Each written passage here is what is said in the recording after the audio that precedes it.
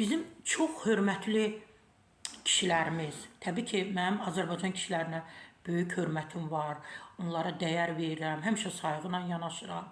Mən düşünürəm ki, bizim bütün Azərbaycan qadınları Azərbaycan kişilərinə dəyər verir.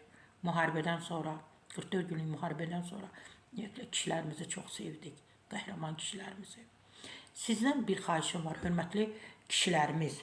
Təbii ki, hamıya şamil etmirəm bunu, bəzilərinə. Çox xahiş edirəm.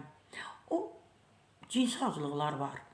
Onlara niyə pul verirsiniz? Niyə pul xərcləyirsiniz? Niyə onlara mənzil alırsınız, maşın alırsınız? Bilirsiniz, bu yaxşı bir şeydir ki, səxavətlisiniz, ələ açıqsınız.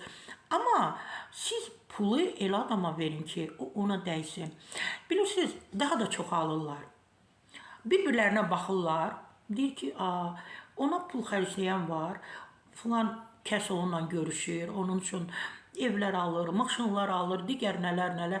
Niyə mən bunu etməyim? Hörmətli bəzi kişilərimiz, sizə yalvarıram, sizdən xahiş edirəm.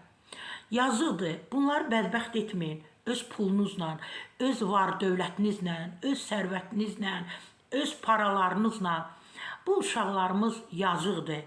Bədbəxt etməyin. Siz onlara pul verməsəniz, siz onlara bunları etməsəniz, almasanız, onlar belə kafalarını işlədərlər, deyərlər gedək bir yerdə işləyək, daşı üstünə qoyaq, gedək bazarda göyərti sataq, nə bilim, digər nələr var da, nə bilim, sürücü olaq.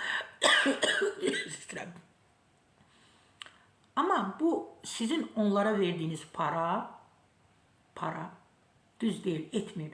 O paraları aparın uşaq evlərinə verin.